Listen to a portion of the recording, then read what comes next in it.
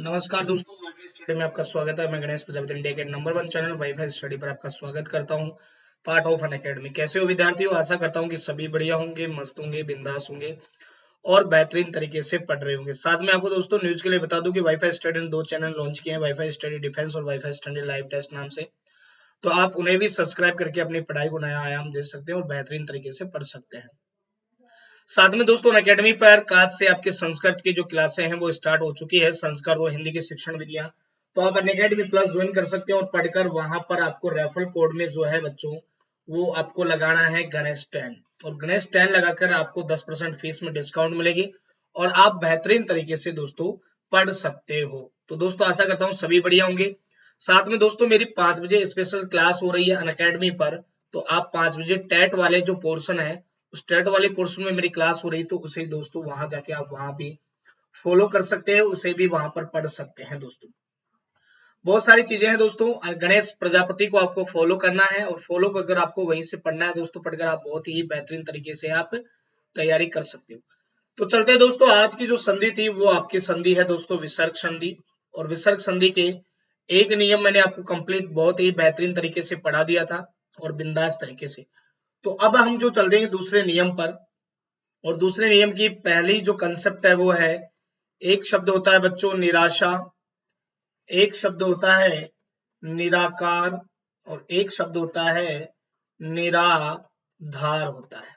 ठीक है बच्चों, ये शब्द होते हैं 3 आपके सामने, निराकार, निराधार और निराशा। बच्चों अगर निराशा की संधि विच्छेद की बात करते हैं तो निराशा का होता है नीह प्लस आशा। क्या होता है बच्चों? नीह प्लस आशा होता है।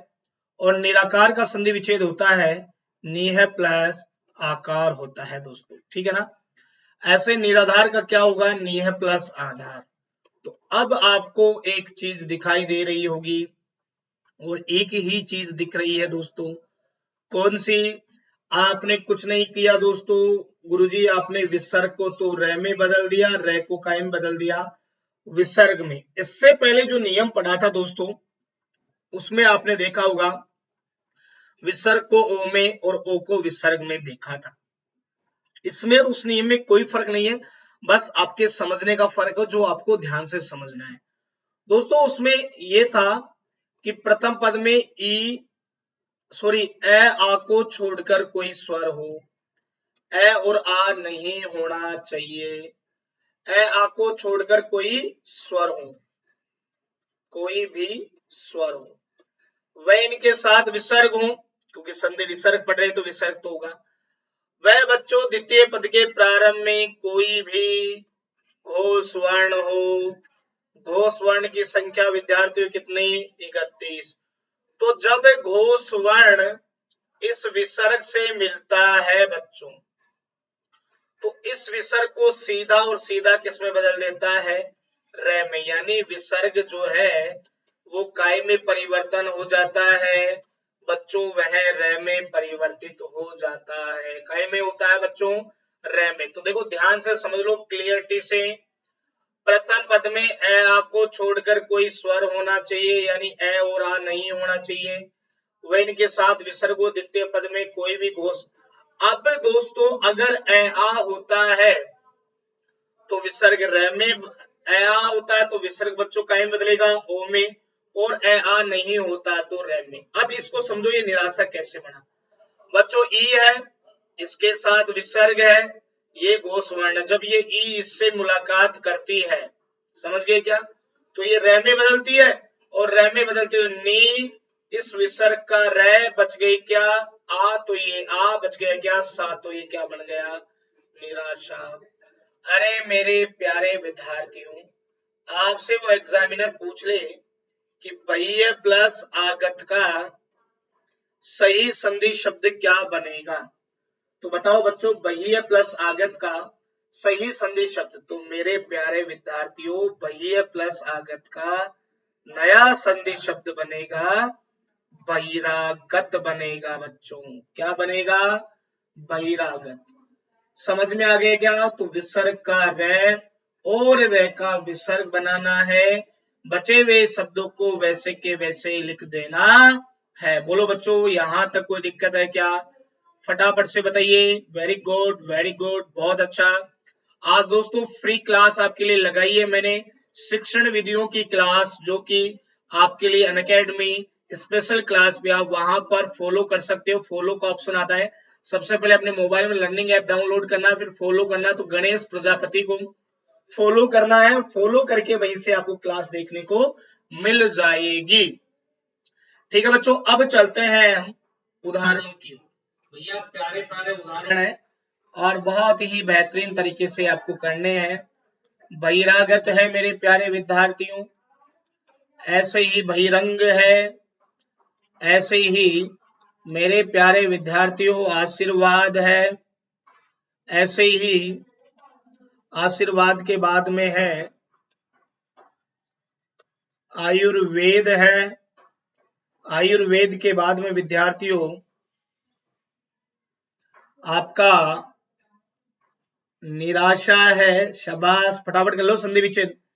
निराशा के बाद में बच्चों आपका निराधार है, निराधार के बाद में बच्चों आपका निर्गुण है, निर्गुण के बाद में आपका निराकार है, निराकार के बाद में आपका दुरात्मा है, दुरात्मा के बाद में आपका दुर्गुण है, दुर्गुण के बाद में आपकी दुर्घटना है, दुर्घटना के बाद में दोस्तों दुराचार है, इसके बाद में आपका निर्धन है, इसके बाद में आपका निर्बल है, इसके बाद में आपका निर्जर है ना। तो बहुत सारे प्यारे प्यारे उदाहरण मैंने आपके लिए लिख दिए हैं। अब आपको कुछ नहीं करना है, विसर्ग का रय करना है और रय का विसर्ग करना है। तो फटाफट से मुझे एक बार संधि विच्छेद करके बता दो मेरे प्यारे साथियों कि किस प्रकार से संधि विच्छेद होगा। तो देखो बच्चों, बहिरागत का जो संधि विच्छेद है वो होगा बहिः प्लस आगत होगा। क्या होगा बच्चों? बहिः प्लस आगत। शाबाश, वेरी गुड, बहुत अच्छा। ऐसे ही बहिरंग का क्या होगा? बस विसर्ग का रह बनाना है, बहि प्लस अंग होगा। ऐसे आशीर्वाद का क्या होगा? आशी है प्लस बाद होगा। ऐसे आयुर्वेद का क्या होगा? आयु प्लस वेद होगा। यही होगा ना बच्चों। निराशा है तो निराशा का मेरे प्यारे विद्यार्थियों नीह प्लस आशा होता है। शाबाश। निराधार का नीह प्लस आधार होता है। निर्गुण का बच्चों नीह प्लस गुण होता है। निराकार का नीह प्लस आकार होता है। दुरात्मा का दुह प्लस आत्मा होता है। दुर्गुण का दुह प्लस गुण होता है। दुर्घटना का दुह प्लस घटना होती है। दुराचार की बात करते तो दुह प्लस आचार होता है। निर्धन का बच्चों नीह प्लस धन होगा। निर्बल का जो है नीह प्लस बल होगा और निर्जर का नीह प्लस जर होगा। पूरी संधि का टेस्ट लूंगा बच्चों, ध्यान रख लेना, अभी से सुन लो सारी बातें, फिर बार बार ये शब्द मैं आपसे नहीं सुनूंगा भैया। संधि का आपका टेस्ट होगा बेहतरीन तरीके से, तो टेस्ट की तैयारी में अभी से लग जाओ। जितने भी वीडियो मैंने बनाए हैं वो सारी क्लासें आप देखना स्टार्ट कर दो दोस्तों। फिर आप कल ना मुझे मत कहना गुरुजी ये चीजें आपने हमें बताई नहीं, ये कैसे होता है।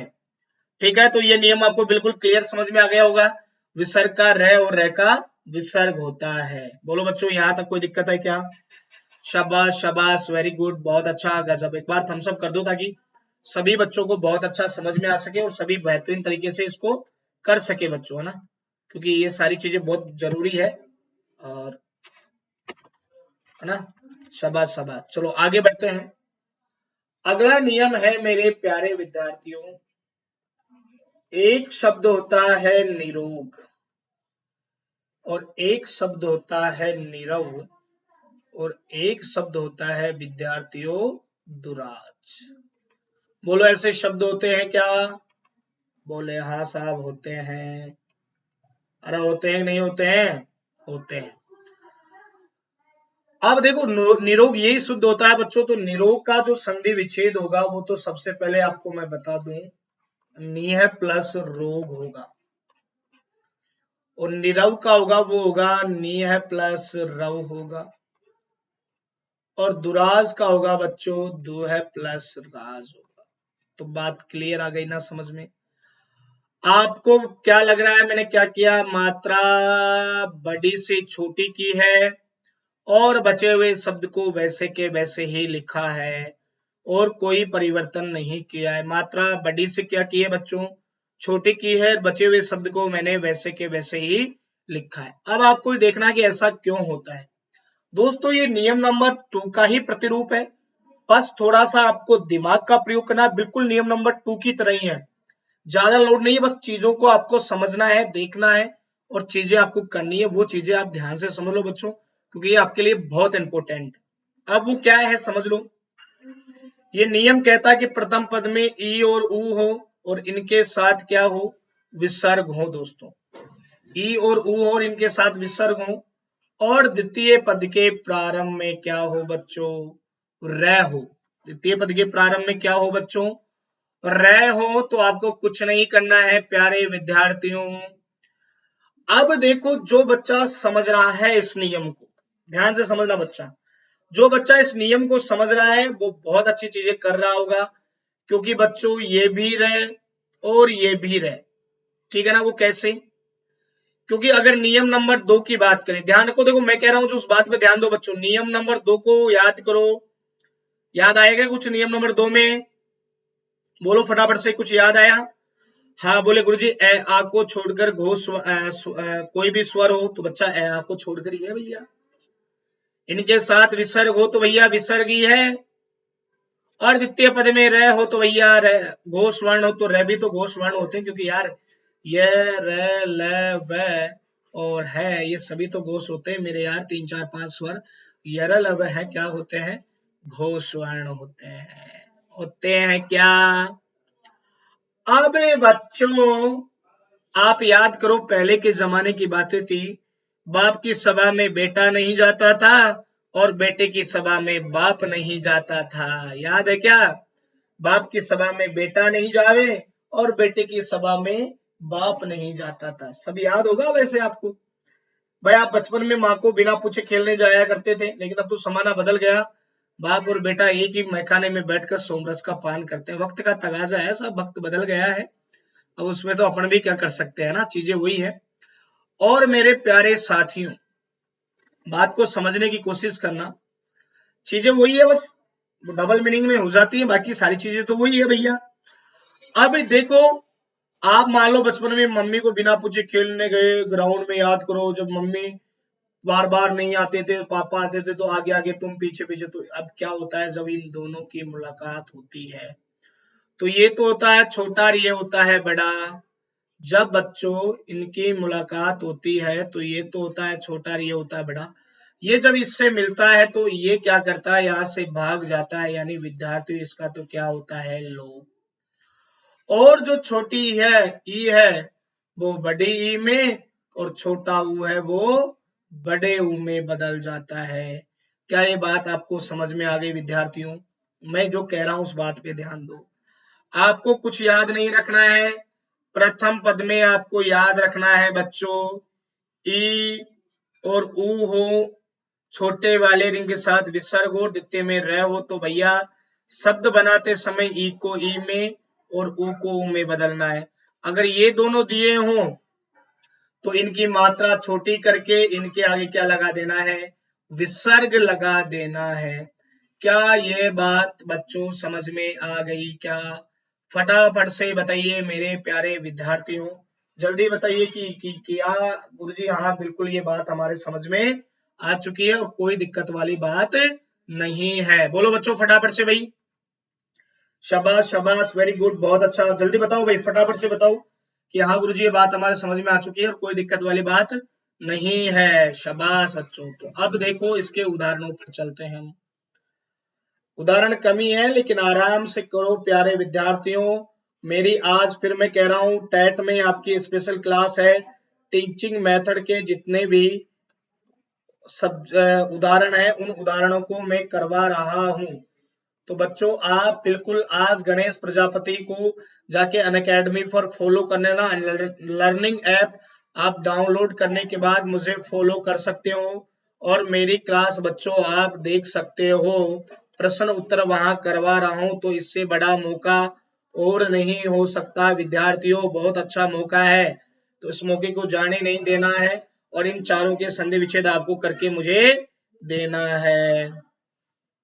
बोलो भाई बच्चों, फटाफट से बताइए। शाबाश शाबाश, वेरी गुड।